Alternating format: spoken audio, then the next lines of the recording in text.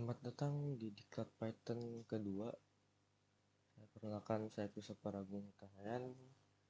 Di sini saya akan memaparkan materi selanjutnya di tema kedua ini, yaitu dasar Python, tepatnya itu input dan output. Jadi input dan output itu apa? Input adalah sebuah data yang kita masukkan ke dalam scriptnya, lalu output adalah hasil dari masukkan data tersebut. Nah, dalam input dan output itu terdapat beberapa bentuk dari txt, csv, dan sebagainya. Nah, itu memiliki cara masing-masing untuk membuka atau mengedit atau menyimpan tiap formatnya. Untuk file txt, kita bisa membuat file txt menggunakan Python dengan cara yang pertama, kita tentukan filenya, nama variabelnya, terus kita gunain fungsi open dengan isinya itu nama file serta ekstensi dan modenya. Nah, mode dari ini tuh apa? Di sini ada nih. Jadi kalau W itu sama dengan write mode, atau kalau menggunakan mode W ini kita bisa mengisi data serta mereplace data yang udah ada. Terus untuk yang R itu untuk read mode only, untuk dibaca doang, ini nggak bisa diedit.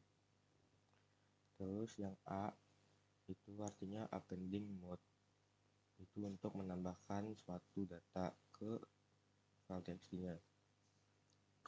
Terus ada R plus, itu untuk membaca dan menambahkan data.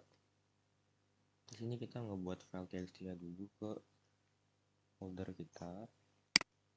Jadi setelah di open datanya, itu untuk tentuin namanya aja.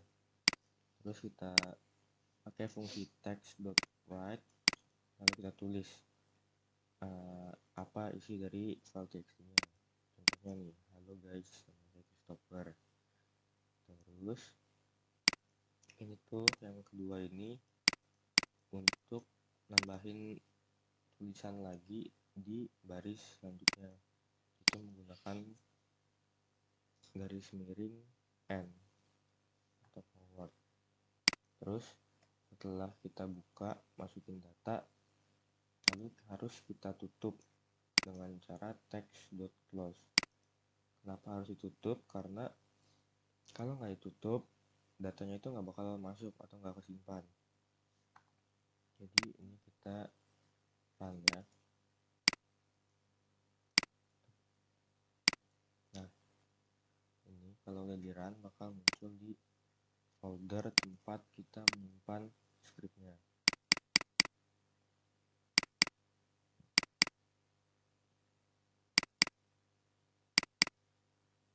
Nah, tadi kita nyimpen dengan nama data.txt. Nah, ini dia. Nah, kan muncul kan, halo guys, nama saya Christopher. Lalu di baris selanjutnya ada selamat datang di Diklat Python kedua. Nah, selanjutnya itu kita juga bisa membaca file txt. Nah, caranya itu kita bikin variabel buat ngebuka data txt-nya tadi dengan modenya itu R kan, untuk membaca. Nah, ada banyak cara buat ngebaca data txt. Yang pertama itu bisa menggunakan ini fungsi file.read, lalu di print akan menghasilkan seperti ini. Nah, dia akan munculin semua isinya, semua baris dengan formatnya itu string ya. Coba kita type.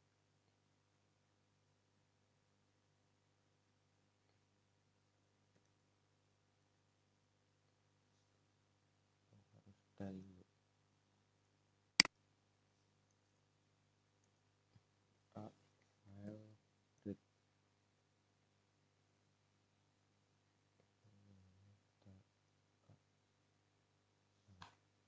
Ini kalau kita lihat, nah kalau kita pakai fungsi read itu jadinya str string.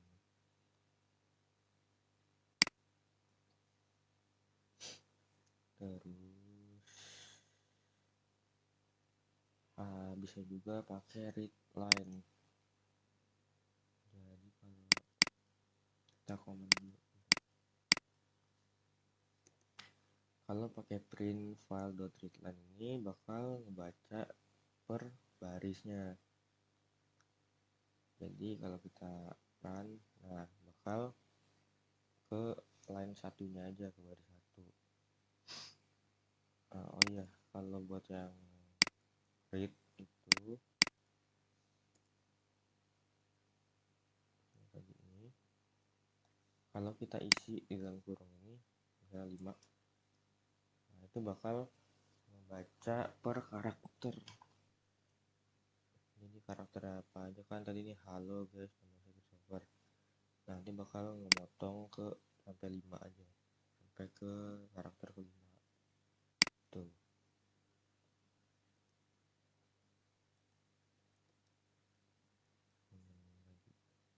Nah terus kita pakai yang readline, sama kalau kita ganti ininya dia bakal membaca per karakter. Oke, nah terus gimana sih cara kalau pakai readline secara ngebaca baris kedua? Kita bisa nambahin printnya lagi, print file readline. Nah jadi ngebacanya 2 kali gitu, ke baris pertama sama baris kedua gitu deh. Oke, terus kita juga bisa pakai file.readlines. Ini untuk apa? Ini supaya bisa kita ngeprint tuh per baris, jadi kita bisa nentuin barisnya. Jadi kita akan tentuin variabelnya x dengan file.readlines, terus kita print sesuai yang kita baris yang kita mau. Misalnya baris ke pertama itu 0 kan, kita print, nah cuma baris ke 0 doang. Terus kalau kita ganti, nah cuma baris ke 1. Kalau kita mau ngeprint dua-duanya tinggal bikin gini, atau mungkin bisa pakai ini ya, range.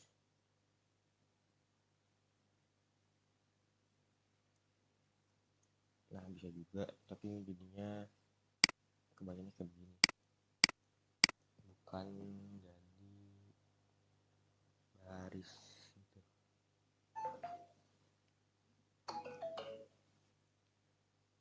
Oke, selanjutnya kita gunain mode append untuk nambahin data atau nyisipin data ke file txt-nya. Contohnya caranya itu kita bikin variabelnya dulu, ini close dulu biar nggak kebaca di appendnya. Ini kita bikin file 2 variabel baru, terus buka data txt-nya, jangan lupa modenya diganti ke A. Nah terus cara nambahin datanya itu kita pakai fungsi write, terus tinggal tambahin aja. Terus kalau misalnya mau nambahin di baris selanjutnya gitu. And sekarang coba panggilan jadi kalian, terus file 2 nya jangan lupa di close supaya ke save datanya. And run, kembali ke folder, nah ini muncul kan. Oke, selanjutnya itu kita gunain mode R plus untuk membaca sama nulis data ke file txt. Nah sama tadi kita udah close, kita buka lagi pakai variabel baru aja, file underscore bio sampai dengan open data txt nya sama modenya. Terus kan kita di sini pakai input aja biar bisa input sendiri. Jadi isinya kita definisiin variabelnya dengan file bio read. Itu buat membaca data dari txt. Terus kita bisa print isinya, isi dari file txt-nya. Nah, terus sini kita nambahin data baru pakai input biar bisa input sendiri. Nah, itu nama sama dengan input dari string namanya. Jadi ntar kalau di run tuh bakal ngisi ini nama umur kelas gitu. Oke, lanjut. Habis itu ini format penulisan di txt, di file txt-nya. Jadi isi sama dengan baris selanjutnya itu nama saya adalah titik inputan dari inputan sini dengan umur titik dari kelas titik tergantung apa inputan kita.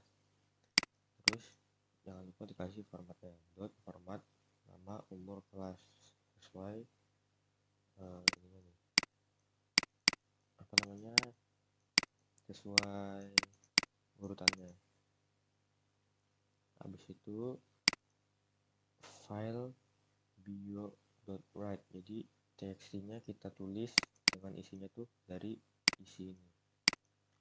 Terus kita print isinya lalu di close buat nge-save. Kalau kita nah ini kan kita ngisi namanya misalkan Suzu, umurnya 18, kelasnya A. Nah dia bakal langsung bikin teksnya sendiri, nama saya adalah Suzu dengan umur 18 dari kelas A. Kalau kita buka teksnya, nah bakal muncul baris. Ya, selanjutnya untuk menginput dan output file CSV. Sama buat file CSV juga modenya tuh sama kayak txt, ada W, ada R, ada A, ada R+. Yang bedanya itu kalau CSV itu mungkin parsing aja sih. Parsing itu tuh buat mengubah dari data CSV menjadi data yang dapat dibaca sama program, contohnya itu list. Nah, untuk mengolah CSV itu memiliki library-nya sendiri dari Python, itu pakai CSV. Jadi pertama kita import dulu library-nya, itu import CSV, baru kita bisa pakai fungsi dari library CSV buat ngebuka filenya.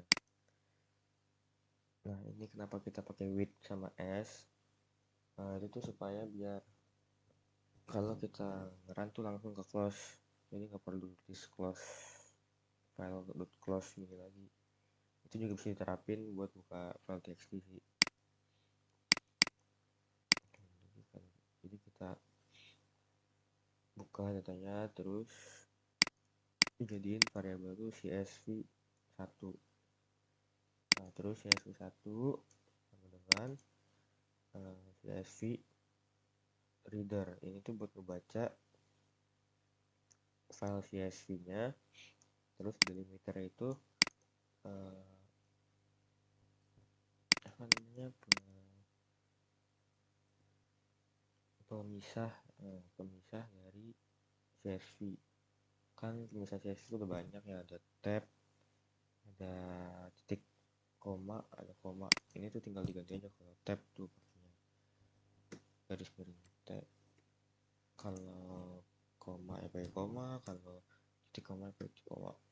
Nah, itu mengikuti aja tergantung file CSV-nya. Sebelumnya kita bikin file CSV-nya tuh pakai notepad aja, kayak ini aku udah bikin sih, jadi gini aja. Nah, pakai notepad bisa, jadi pakai koma pembatas ini, pemisahnya itu pakai koma, nomor nama telepon, nomor contoh aja. Habis itu kita masukin CSV nya, kita tentuin apa namanya pemisahnya, habis itu di print. Nah terus karena file CSV nya itu kan terdiri dari banyak baris, kita bisa pakai looping buat buka semua datanya. Jadi kalau di run, nah bakal print semua data row-nya. Habis itu cara ngeparsing data CSV menjadi list. Nah ini kita bikin variabel testnya dulu. Variabel apa aja sih ini, pakai test terus dengan dalam kurung siku. Ini tuh untuk membuat datanya itu jadi list. Terus kita open data CSV nya pakai modenya itu R, membaca bisa.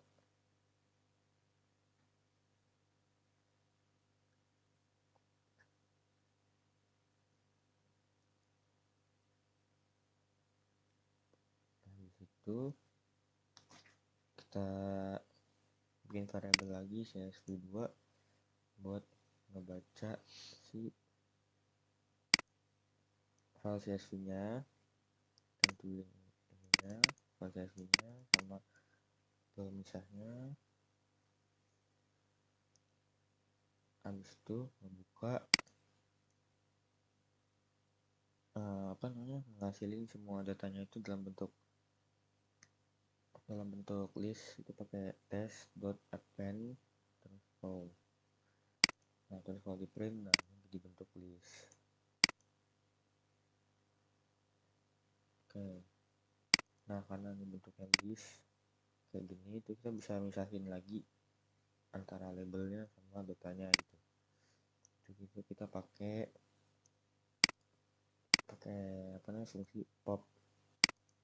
Jadi tinggal tambahin aja label sebagai label bebas dengan test filenya, teksnya, file CSV nya, terus dikasih fungsi pop.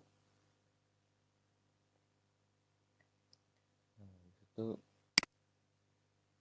bisa kita print aja ini contohnya sebelum dibikin ke sini. Nah jadi labelnya bakal kepisah nih, label sama datanya bakal kepisah. Labelnya ada nomor, nama telepon, terus datanya ada ini semua. Terus kita bisa bikin ini tuh jadi sebuah data apa nih, jadi lebih bisa dibaca aja lah. Kita tuh pakai sih cuma format tulisan aja, format string aja. Jadi print pakai string label dari 0, label ke 0, terus dikasih spasi, terus label ke 1 nama, spasi lagi, label kedua telepon. Habis itu dikasih print ini titik 2 strip dikali 25. Ini tuh buat bikin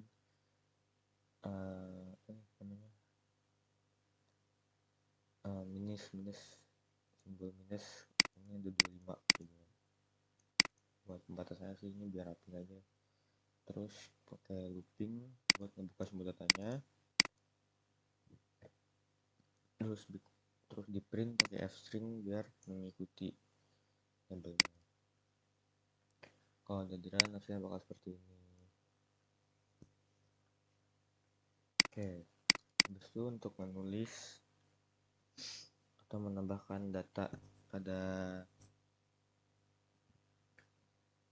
CSV yang udah di CSV nya, itu tuh untuk mengubah dulu dari jadi list dulu kan. Karena kita udah mengubah jadi list, tinggal kita tulis aja tambahannya. Kita buka file CSV nya biasa, habis itu pakai tentuin variabel nulisnya sama dengan csv.writer, sama aja sih pakai writer juga. Habis itu tentuin filenya, habis ini pemisahnya, Terus quote char ini untuk tanda petik buat data yang kita masukin. Habisnya quoting itu buat metode tanda petik yang digunain. Terus VS_quote minimal ini buat nambahin tanda petik buat karakter yang delimiter aja gitu. Terus kita pakai fungsi writer buat bikin datanya. Ini tuh samain kayak labelnya ya, ada A, misalnya label A, B, C gitu. Jadi nambahin datanya juga sama, A, B, C, 5 bulan, terus nomornya bisa tambahin buat baris selanjutnya itu buat lagi gitu, terus buat nambahin lagi, buat lagi.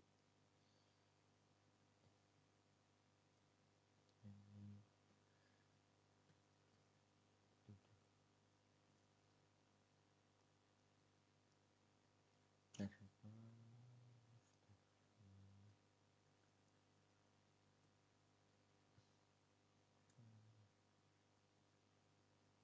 habis itu kita print selesai buat tunjukin kalau udah bisa aja. Nah, kalau kita lihat di hasil penyimpanannya tuh, nah bakal muncul bulan. Nah, ini kenapa? Satu, karena kita nggak pakai nggak pakai spasi.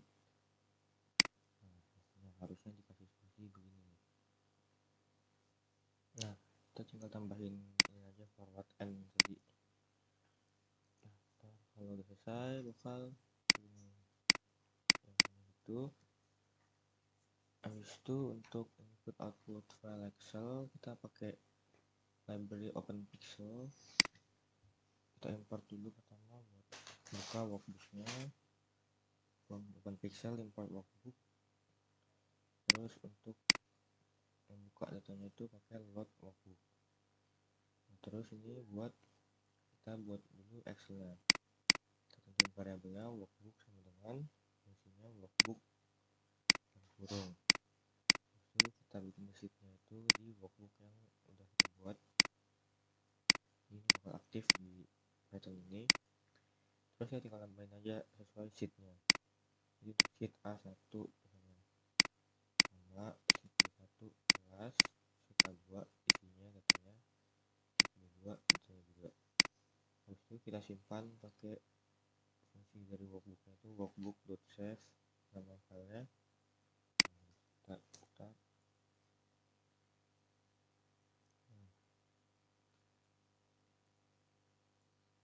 lihat sini. Nah, bakal muncul di A1 itu nama, B1 kelas, A2 B2 nya itu datanya. Itu ini buat buka Excelnya, kita pakai bikin dulu variabel itu data sama dengan load underscore workbook, terus nama Excelnya. Terus ini buat ngedefine nama Excelnya. Terus ini bikin sheetnya itu aktif dari datanya. Nah, giliran aja ini buat ngeprint sheetnya nama judulnya. Itu kita bisa lihat nilai value-nya dari setiap setiap shell-nya itu pakai sheet kurung siku. Nah, string dari setiap shell-nya bisa kita cek. Misalnya A1 itu apa,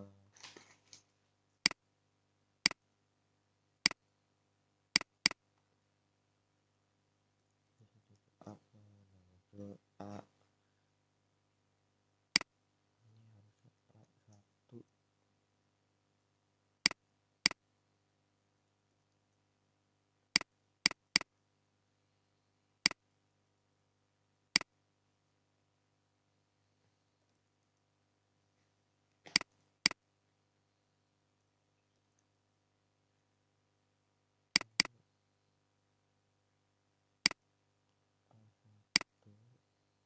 nah ini harus kita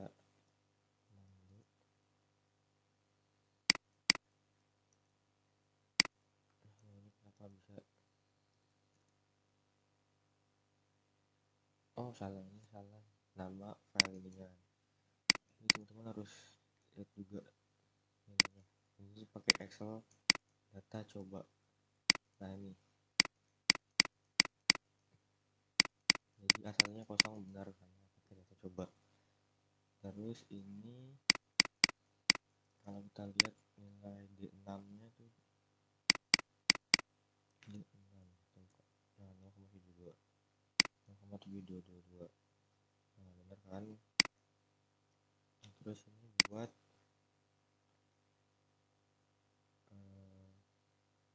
nyimpen file Excel dari data frame yang udah kita buat. Jadi pakai library pandas sama numpy buat bikin. Nah pandas ini buat mengubah array di data frame, numpy-nya itu buat bikin array-nya. Nah terus caranya itu kita bikin variabel data frame dulu, df dengan pd.dataframe.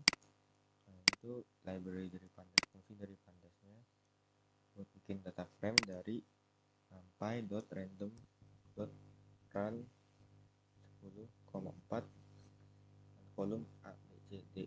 Nah ini tuh buat baris sama kolomnya. Terus ngambil nilai random. Jadi arraynya tuh bakal nilai random terus diubah ke data frame. Habis itu sekarang, nah ini dia, muncul nilai randomnya. Habis itu kita bisa save data frame ini ke file Excel dengan cara tentuin dulu file path-nya namanya. Habis itu pakai df.to_excel terus file path-nya index 0. Terus dia bakal nyimpen file Excel-nya di tempat script kita di mana itu.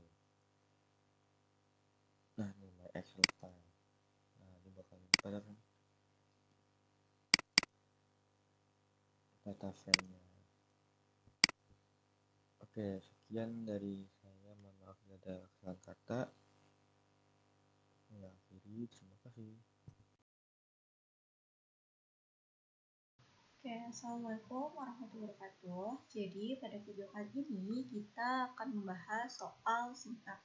Nah, sintak itu apa? Jadi sintak itu sebagai aturan dia penulisan dalam suatu pemrograman dalam menggunakan Python gitu. Nah, sintak ini gitu ya, dia tuh punya filosofi gitu ya, dimana dia itu membantu kita gitu ya dalam menganalisis suatu kondisi gitu dari perintahnya. Nah, sintak ini ada peraturannya gitu, ada aturannya, dimana dia itu ketentuannya itu tidak menggunakan tanda titik dan juga koma, terus identifikasi sebagai pembentuk struktur. Terus dia juga punya tipe dari datanya itu yang mudah gitu. Nah, di sintak ini ada jenisnya gitu ya, ada kondisional gitu ya, dimana contohnya ada if, elif, else, terus ada pengulangan, contohnya for dan while, terus ada function yang kita biasa dengar itu def gitu ya untuk definisi dari suatu fungsi, terus ada lambda gitu ya, sama ada kelas. Nah, pertama ada kondisional dulu gitu ya, yaitu ada if, elif, else gitu. Nah, sebenarnya apa sih gitu ya dari ketiga hal ini gitu ya. Nah, jadi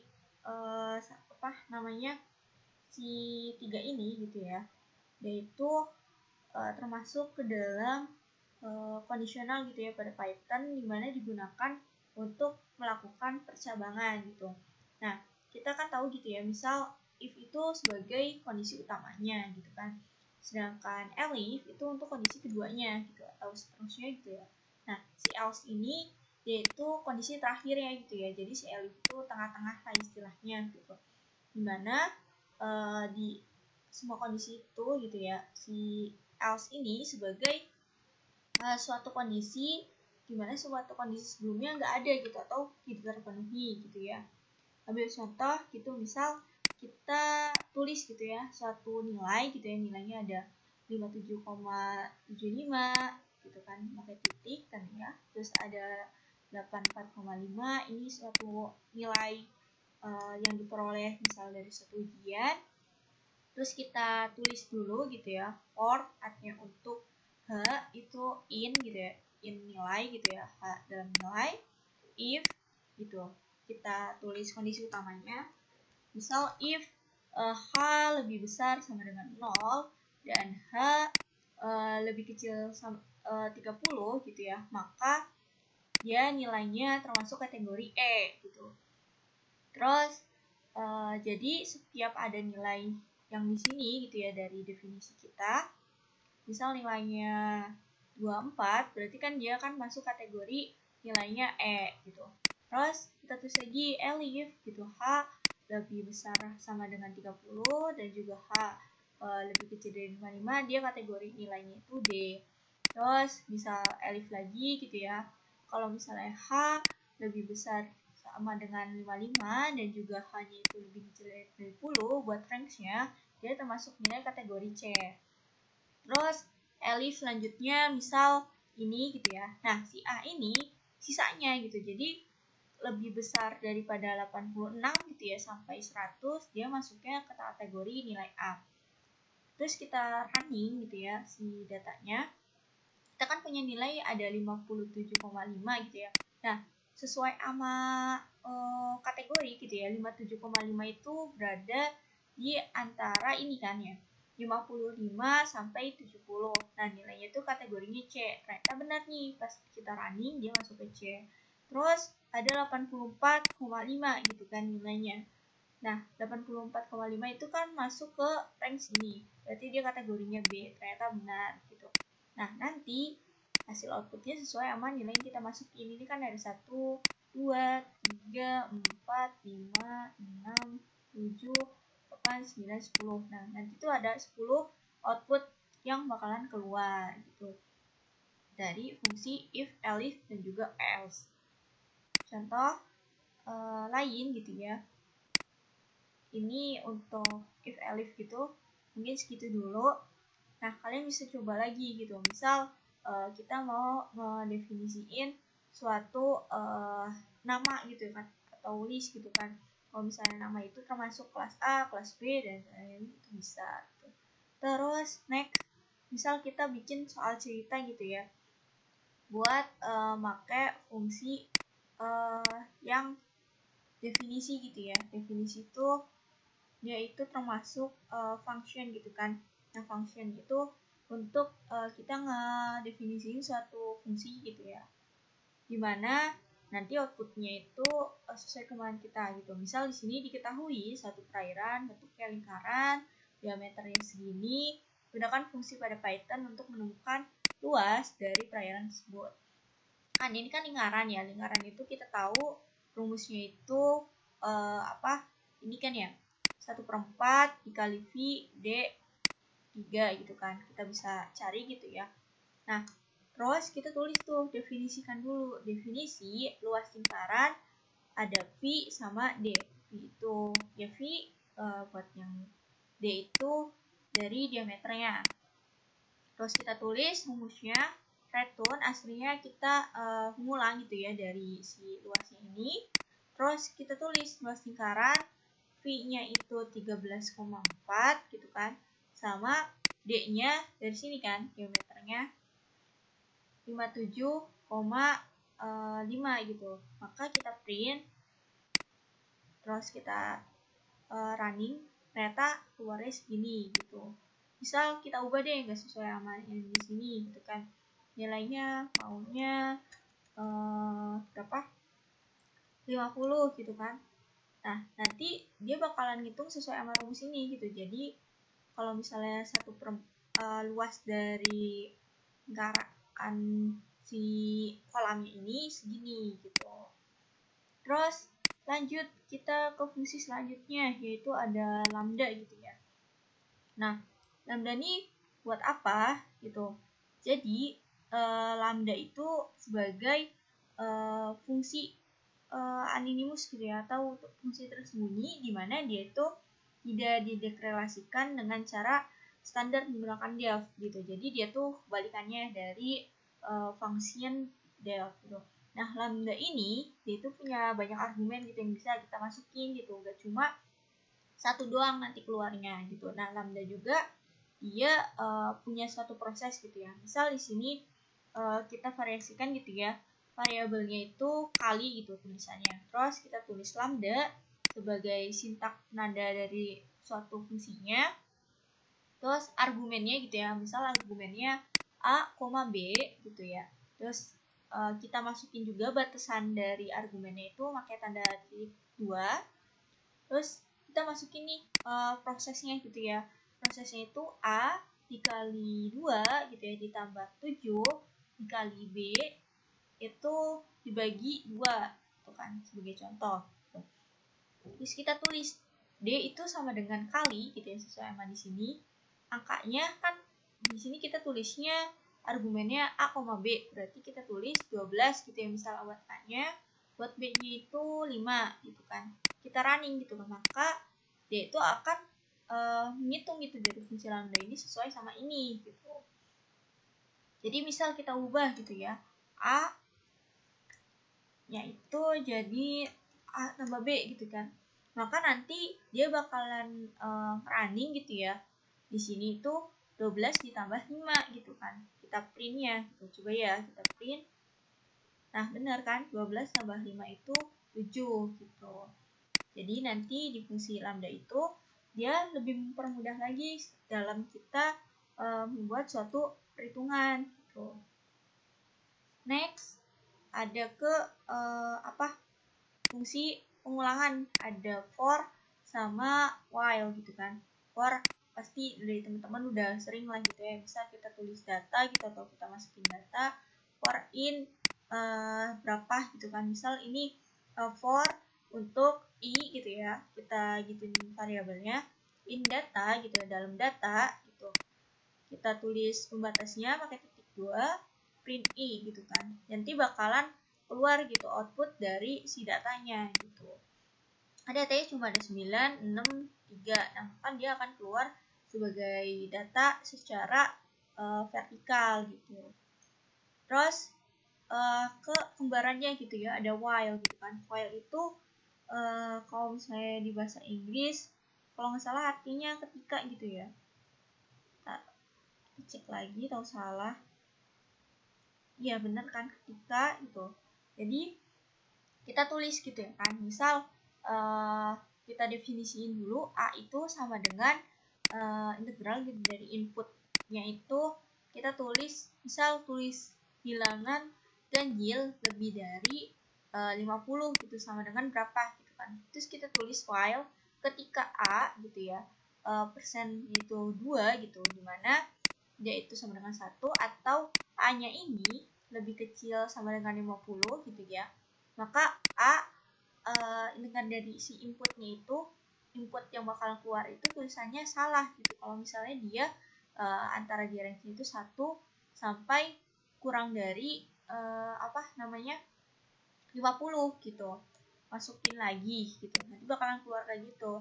Terus kalau misalnya kita masukin bilangan ganjil yang lebih dari 50 gitu ya, maka dia bakalan tulisannya benar kayak gini contoh.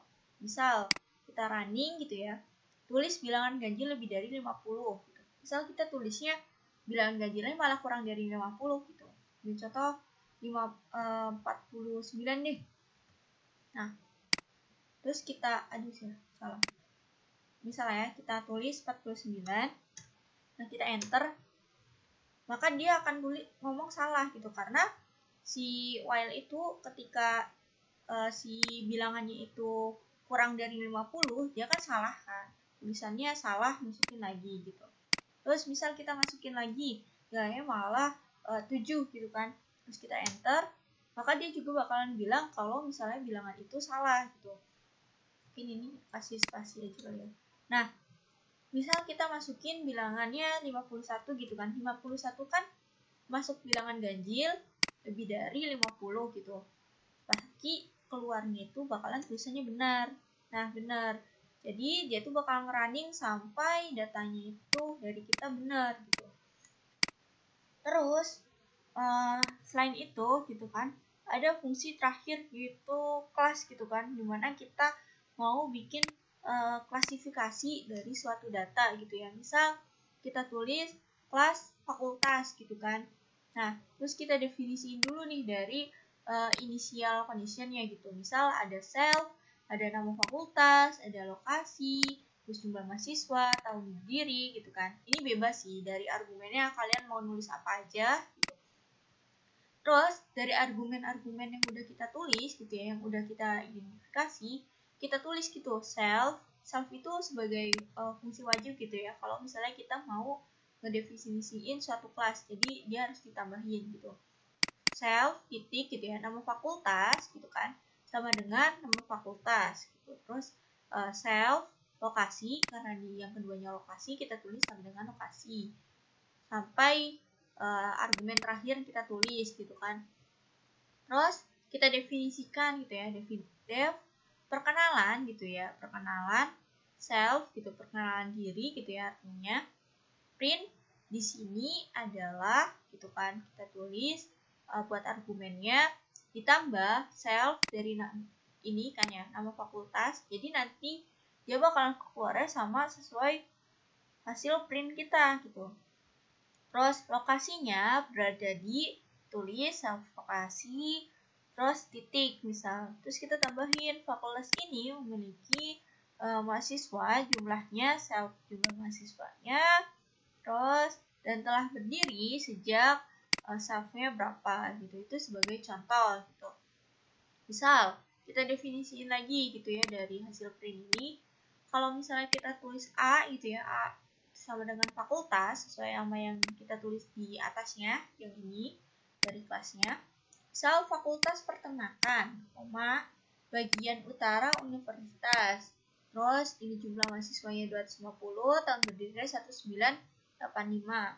Terus kalau misalnya B itu fakultasnya apa, nama fakultas teknik, terus lokasinya berada di bagian barat, terus jumlah mahasiswanya, terus ada tahun berdiri.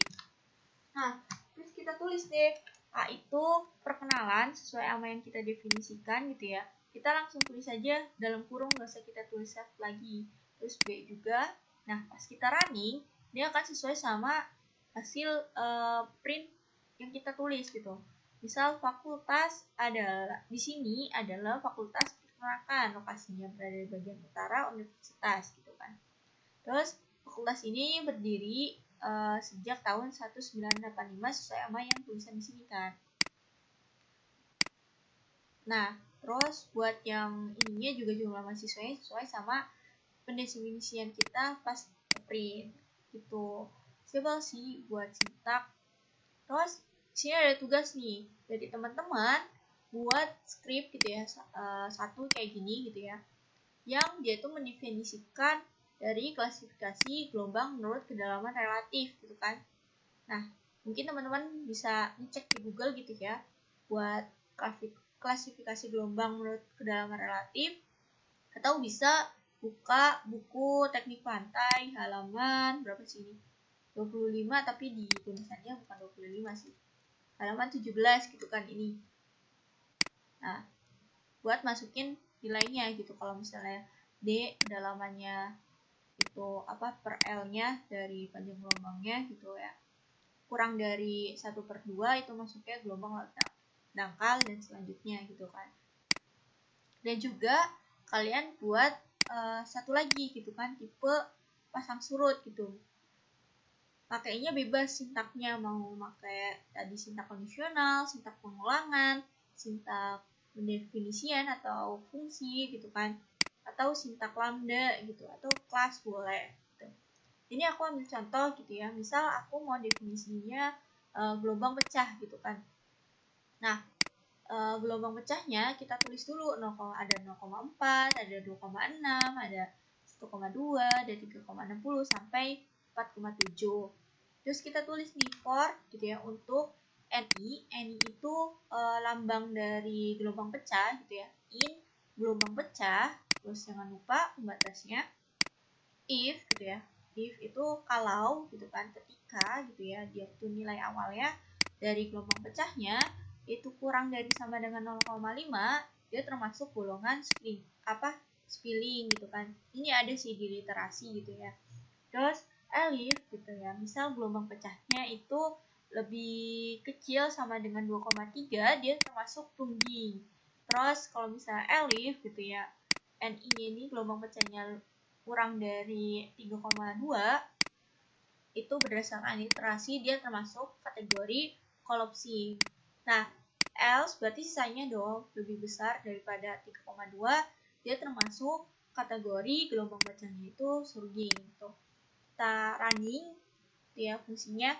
Nah, 0,4 ini kan termasuk golongan spilling ya berdasarkan literasi. Nah, ternyata bener nih setelah kita running juga hasilnya sesuai.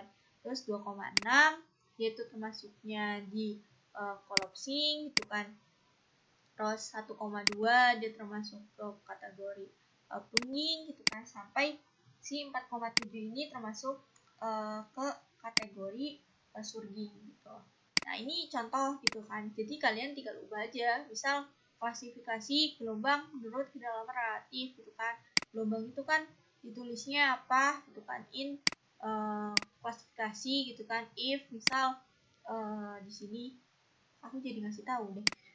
If gelombang laut dangkal gitu ya, jika si D-nya itu kurang dari berapa tadi, 1,2 gitu ya, 1/2, 1,2, itu termasuk kategori gelombang laut dangkal gitu. Terus elif dan sampai else gitu. Nanti dari sini gitu aja dari aku. Terima kasih.